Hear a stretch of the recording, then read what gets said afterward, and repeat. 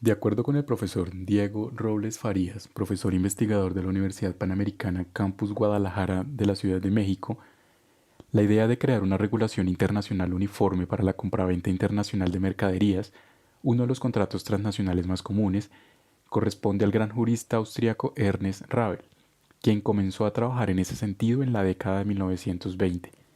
Poco después, el Instituto Internacional para la Unificación del Derecho Privado, también conocido como UNIDROIT, fundado en 1926, adoptaría el proyecto sugerido por el profesor Ravel.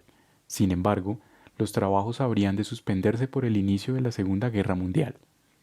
La Convención de Viena fue impulsada hasta su conformación final por la Comisión de las Naciones Unidas para el Derecho Mercantil Internacional, también conocida como UNCITRAL en el mundo anglosajón, por sus siglas UNCITRAL, por lo que resulta importante conocer que esta institución constituye uno de los pilares de la Organización de las Naciones Unidas en el campo del derecho comercial internacional. Fue creada por la resolución de la Asamblea General de la ONU en diciembre de 1966 y desde entonces ha tenido un papel fundamental en el derecho de un marco legal para facilitar el comercio internacional en un mundo interconectado y económicamente interdependiente. La Convención de Viena es un tratado internacional que propicia un texto o derecho uniforme sobre la compraventa internacional de mercaderías. Sus características principales son las siguientes. Es de naturaleza vinculante. Constituye una regulación paralela a los ordenamientos sobre los contratos de compraventa de mercaderías de los países que forman parte de la Convención. Aquellas compraventas cuya naturaleza sea eminentemente local o doméstica se regirán por las distintas leyes nacionales aplicables, pero cuando se trate de una operación de compraventa internacional de mercaderías deberá aplicarse obligatoriamente. Segundo, es de carácter internacional. Tiene una vocación eminentemente internacional, pues sus redactores quisieron restringirla a este tipo de contratos con el objeto de lograr que más países la suscribieran al no incidir sobre sus regulaciones nacionales. Por lo tanto, la convención no es aplicable a las compraventas internas o domésticas. El carácter internacional se determina exclusivamente porque los establecimientos de las partes se encuentran en diferentes estados. Tercero, especialidad y alcance limitado de regulación. La convención regula los contratos de compraventa internacionales de mercaderías, es decir, aquellos contratos en los que aparece el intercambio de dinero, en su más amplia connotación, por mercaderías. Regula exclusivamente algunos aspectos del contrato de compraventa internacional de mercaderías, su formación y las obligaciones de las partes. Cuarto, es de carácter práctico y lenguaje simple. La convención no fue redactada para cubrir las necesidades de los tribunales o de los abogados postulantes. Sus normas tienen como característica un lenguaje simple, accesible y efectivo. Quinta, énfasis en los usos y prácticas.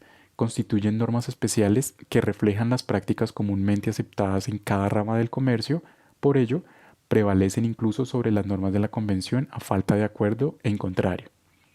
Por otra parte, y de acuerdo con Patricia Leal Barros, se identifican ciertos supuestos de la Convención en los cuales se vislumbra el derecho de retención.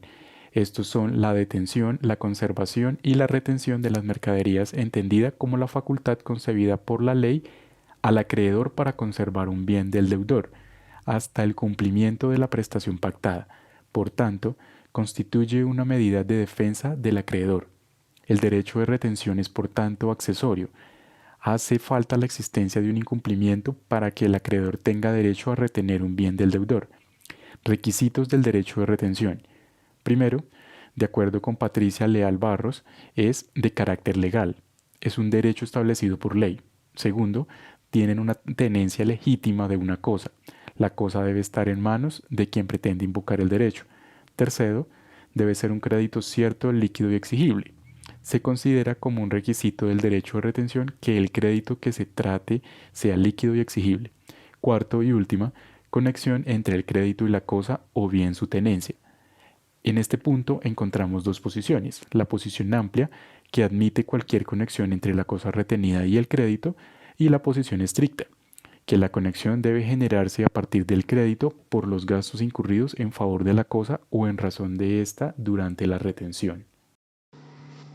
En el segundo numeral del artículo 71 de la Convención indica que el vendedor que ya hubiera enviado las mercancías antes de que resulten evidentes los motivos de un incumplimiento previsible puede oponerse a que éstas sean entregadas al comprador.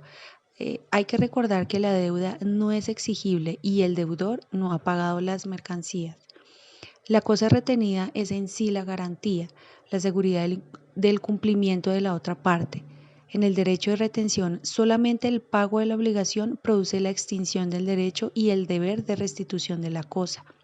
Se trata de un caso de excepción de incumplimiento previsible, que opera como una medida de defensa del acreedor cuando existe un riesgo evidente de que la otra parte no podrá cumplir con su prestación, suspendiendo el acreedor el cumplimiento de la propia obligación hasta que el deudor cumpla o dé garantías de un futuro cumplimiento.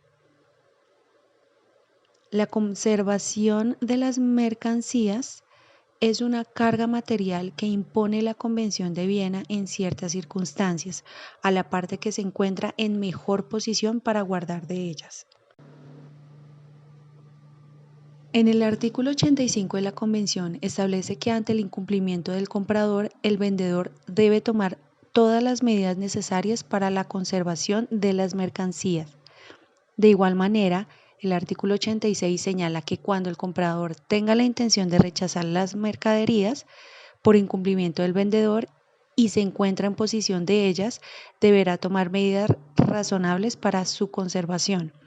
Entonces, las circunstancias bajo las cuales se debe conservar las mercancías son tres. La primera, por el incumplimiento de la contraparte; la segunda, por suspensión de las obligaciones del acreedor; y la tenencia material de las mercancías. En el caso del artículo 85, el incumplimiento del comprador puede evidenciarse de dos maneras. La primera, demora en la recepción de las mercancías; o la segunda, impago del precio cuando la entrega del bien y el pago deban hacerse simultáneamente. En el artículo 86, el comprador tiene la intención de rechazar las mercaderías dado el incumplimiento del vendedor, que puede producirse por el retraso en el envío de las mercancías, que las haya enviado incompletas o que haya enviado mercancías no conformes con el contrato. El comprador puede ejercer su derecho a rechazar las mercaderías luego de un tiempo razonable en el cual evidencie la no conformidad de la mercadería recibida. En el artículo 86 ocurre también otro tanto. Las mercaderías tienen que haber sido recibidas o haber sido enviadas al comprador, es decir, que estén a disposición del comprador con las debidas estipulaciones que se han acordado en el contrato. En ambos artículos, la Convención insta al acreedor a tomar posesión de las mercaderías a nombre y cargo de la contraparte, debiendo tomar todas las medidas que sean necesarias y razonables para su conservación. En concreto, las medidas que se deberán tomar solo se sabrán en cada caso en particular, las cuales siempre deberán basarse en el principio de razonabilidad. La conservación de las mercaderías no constituye un supuesto de derecho de retención dentro de la Convención de Viena, sino que se trata de una carga material que impone la Convención para aminorar las pérdidas que pudieran producirse por el incumplimiento de uno de los actores del contrato.